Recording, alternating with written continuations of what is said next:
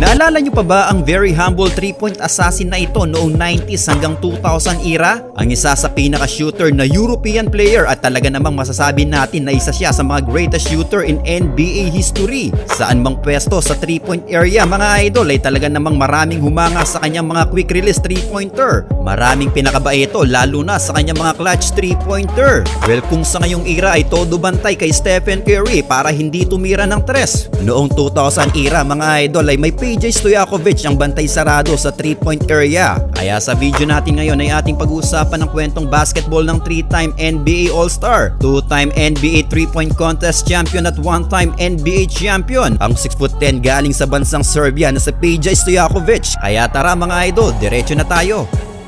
1996 NBA draft nang napabilang ang 6'10" small forward na si PJ Stojakovic sa NBA draft. Siya ay 14th overall pick na pinili ng koponan ng Sacramento Kings. Nakasabayan niyang na-draft noon sila Kobe Bryant at Steve Nash. Ngunit na-draft man ito sa NBA ay mas pinili muna ni Stojakovic ang manatili muna sa Greek Basketball League ng 2 pang taon. Ito ay sa koponan pa rin ng PAOK Thessaloniki. Sa 2 season na nailaro pa niya sa Greek League ay hindi siya nawala sa All-Star Game. Nakuha pa niya ang regular season MVP noong 1998 at sa 1998 Greek League Finals nang makaharap pa ng 20 anyos na si PJ Stojakovic noon. Ang koponan ng Panathinaikos na kinabibilangan ng kanyang magiging future head coach sa NBA na si Byron Scott. Well, sa panahon na yon mga idol ay tapos na ang karera ni Byron Scott sa NBA at sa Greek Basketball League niya tinapos ang kanyang pagiging professional basketball player. Well, sa kasamaang palad mga idol ay natalo ang koponan ni Stojakovic sa finals na yon. After ng kanilang pagkatalo nang magdesisyon na nga ito na maglaro na sa liga ng NBA.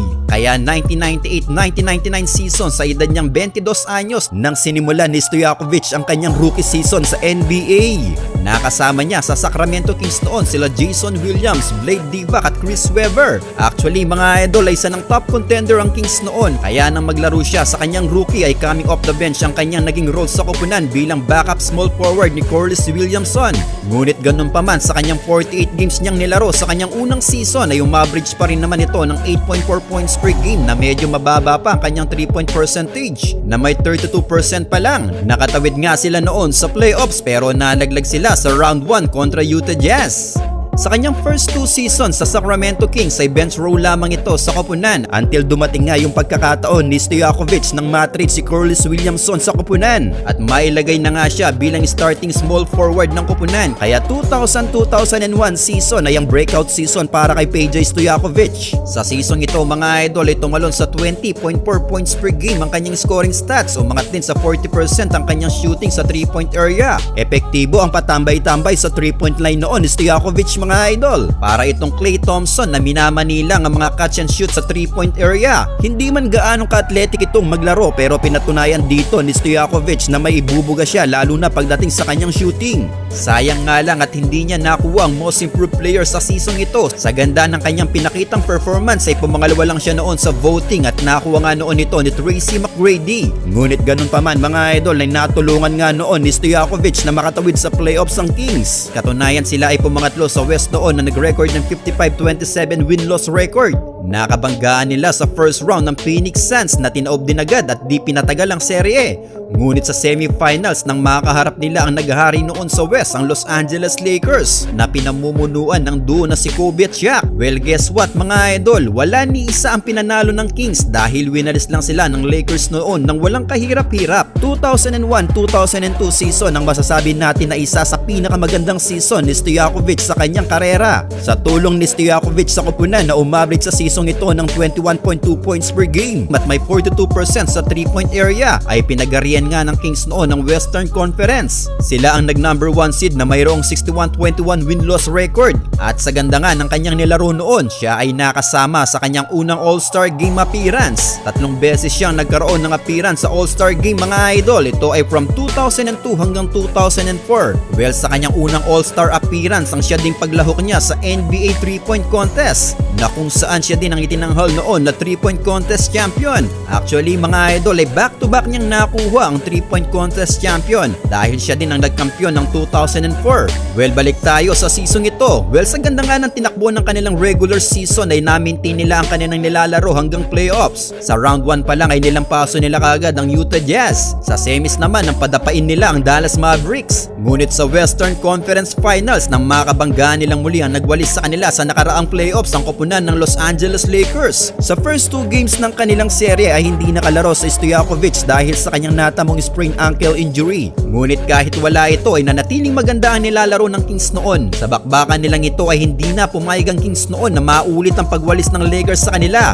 Game 3 na nagbalik laro sa Stojakovic kahit hindi pa 100% ang kanyang kondisyon galing injury. Ngunit mas pinili pa nga rin niyang maglaro. Sa katunayan mga idol ay lamang na sila sa serye nilang yun. Nakuha nila ang 3-2 standing pabor sa Kings. Ngunit biglang nabago ang ihip ng hangin mga idol. Epekto ng kanyang injury ay nag-struggle sa Stojakovic sa kanyang shooting. Talagang kinakitaan siya ng hindi magandang performance sa serye nilang yun kontra Lakers. Dahil umabot pa sa Game 7 ng kanilang serye at sa Game 7, 14 seconds remaining ay isang disappointing shot ang nagawa ni Stojakovic mga idol. Dahil ang game-winning shot sana from the 3-point area na magpapanalo sa kanila para maka-advance sa finals ay nilipad ng hangin mga idol. Ito'y matapos mag-airball ang kanyang 3-point attempt sa kanyang open shot. Walang bantay mga idol. At sa huli nga ay nakapag-comeback pa ang Lakers at natalo sila sa West Finals. 2003-2004 season naman na makuha ni Stojakovic ang kanyang pinakamataas na scoring stats sa kanyang karera na umaverage ng 24.2 points per game. Umangat na din sa 43.2% ang kanyang 3-point field goal. Ngunit sa kabila ng kanyang magandang performance ay nanatiling struggle si Stojakovic tuwing dumarating na ang playoffs. Dahil sa semis ng playoffs na ito nang makaharap nila ang Minnesota Timberwolves sa Game 7 ng kanilang serye mga idol. Sa kanyang 46 minutes playing time ay 8 points lang ang tinala ni Stojakovic, shooting 3 of 12 from the field. Well, talo na naman nga sila at another disappointing playoffs na naman para kay Stojakovic. January 25, 2006 sa kalagitnaan ng season nang itrade na ng Kings si Stojakovic papuntang Indiana Pacers. Kapalit ni Ron Artest, well umaverage man siya ng 19.5 points per game sa kanyang 40 games sa Indiana, ay hindi ito nagtagal sa koponan dahil off-season ng 2006 nang sumang-ayon ito sa deal ng New Orleans Hornets sa 5-year deal worth $64 million. Well, dito sa koponan ng Hornets niya nagawa ang kanyang pinakamaraming 3-point in one game. Ito ay noong November 6, 2007 versus Lakers nang magtala siya ng 10 3-pointer sa laro nilang yun at nakuha nga ang panalo. Well, sa 5 season niyang naglaro sa New Orleans Hornets ay naging maila pa rin kay Stojakovic ang kampyonato hanggang itrade na naman siya ng Hornets papuntang Raptors. Pero 2 games lang ang nailaro niya sa Raptors mga idol dahil sa kanyang left knee injury. January 20, 2011 nang pakawalan siya ng Raptors, ngunit 4 days lang nang papirmahin siya ng Dallas. Sa edad niyang 34 years old ng panahon na yon ay coming off the bench ang naging role ni Stojakovic sa Dallas. Literal na naging tambay siya dito sa 3-point area mga idol. Sa kanyang ambag na 8.6 points per game sa Dallas ay ito na din pala ang daan para makasungkit ng kampyonato si Stojakovic. Dahil umabot nga sila noon sa 2011 NBA Finals mga idol, nakaharap nga nila noon ang pader na koponan ng Miami Heat. Pero mukhang nakatadhana nga ito kay PJ Stojakovic dahil sa finals na yon ay nanalo nga sila at tinanghal na NBA champion. Right after ng NBA Finals na yon ang siya namang pag-aanunsyo noon ni PJ Stojakovic ng kanyang pagreretiro sa liga ng NBA. Well, kayo mga idol, ano ang masasabi nyo sa naging karera ng one of the greatest 3-point shooter in NBA history na si PJ Stojakovic?